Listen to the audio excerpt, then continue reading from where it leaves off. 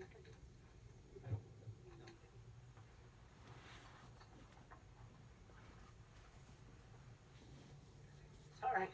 here we go.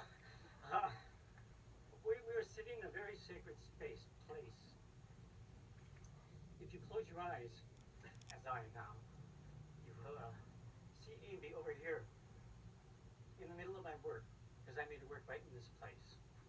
And this is one of the best things we've done together. I met Amy in 1999.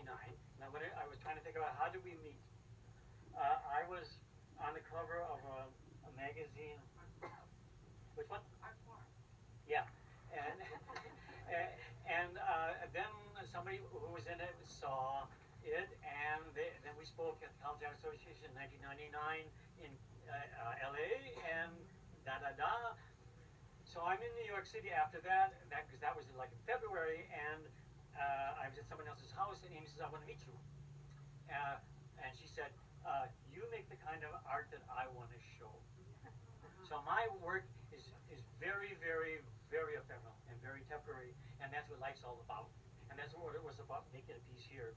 And what I wanted to start singing is I wanted to say, "Where have all the flowers gone? Long time passing."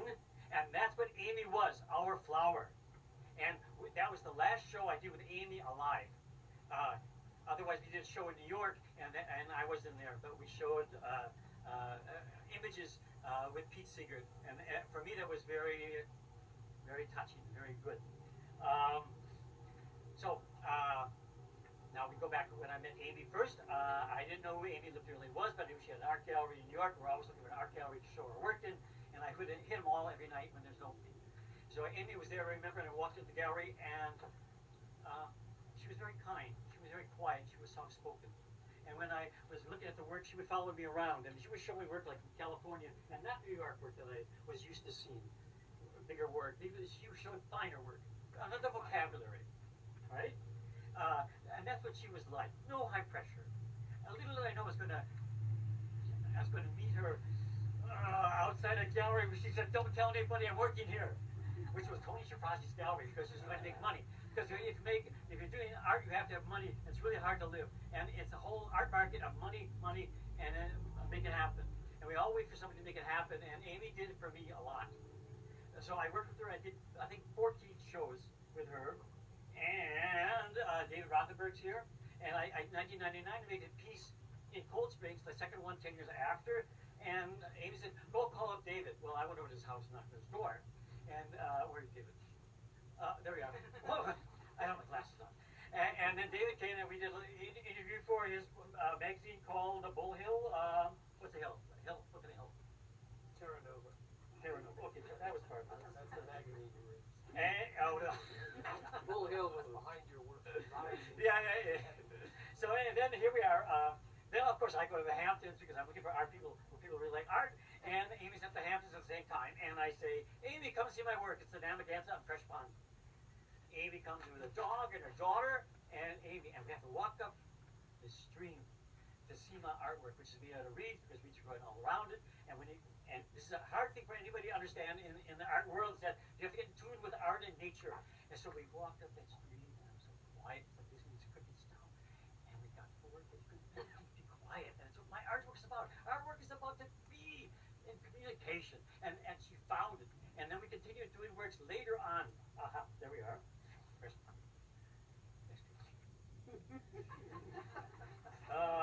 So we did many pieces in the Hudson River Valley and in Philadelphia. And also, I have to really say, once I met Amy, I became part of her family. She was the touchstone for me to make work in the Hudson River Valley and in Philadelphia. And I was part of her family. I knew her father, I knew her mother, I knew her aunt, I knew Ben, and I knew Katie. And Katie probably hated me all the time because I was really crazy. But we had a lot of fun. And I have a really great picture that never was shown on here with Katie. And we were in the Bulldog studio, Amy and the dog, and we set the camera up to photograph. And it was a wonderful occasion. The work was special photographs I made of the installation in the gallery. There was no funding, so we hooked up the lights, hot circuited them, dangerous. And then what we did while the show was over, I took the work down, and I don't want to make a mess in the hallway, so we threw it out the window, and she got lost the place. My fault. The other half of the story is that she wrote about my work in the Hudson River Valley, and she got her job because of that to Art Omni.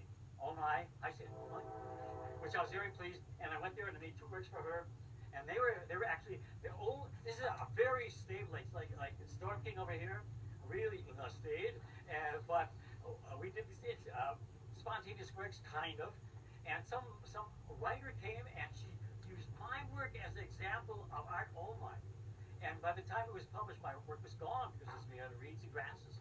So very nice. That was done.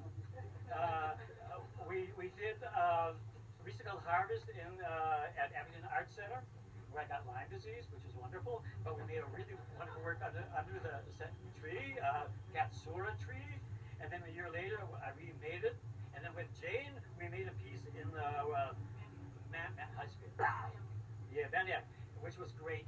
Between 2 trees, one alive and one dead. So the title of the work was Between the Living and the Dead. And of course, some damn kid or some person vandalized it. I had to climb up the tree, and the tree I had to climb up had poison ivy on it, and I had poison ivy for 10 days. And that's it. And with Joan, where's Joan? There's Joan. So we made a work at Sanders Farm, and after I made a piece for her at her place. And that was on the video. I didn't see the picture though. She has the most wonderful black mushrooms on her place. It's called Black Meadow Warwick, yeah. Then Amy curated a show at Saunders Farm, and I did a big sky bowl over the water with the cows. It was wonderful. But what we did here in 2012 was The Wheel of Time, and the title came from what's her name? Chris Ann, because I'm not a Buddhist. I'm just a person to the earth. That's why I'm barefoot. So we made that, and this is the piece that, if you have your eyes closed, she was standing inside it, and it lasted a year, made out of bamboo. And it was a play of where we are, site-specific stone. It was our best thing, and Ben did a really good job doing the promo video. And in the promo video, now we had a sequence of it here. You could hear Amy's sensibility and the quietness and talking, and her intent. She knew what she was doing in a soft way, and that's very important. We did Indiegogo and then make me money. And the best thing was where I thought all the flowers go. And like with Amy and all of us,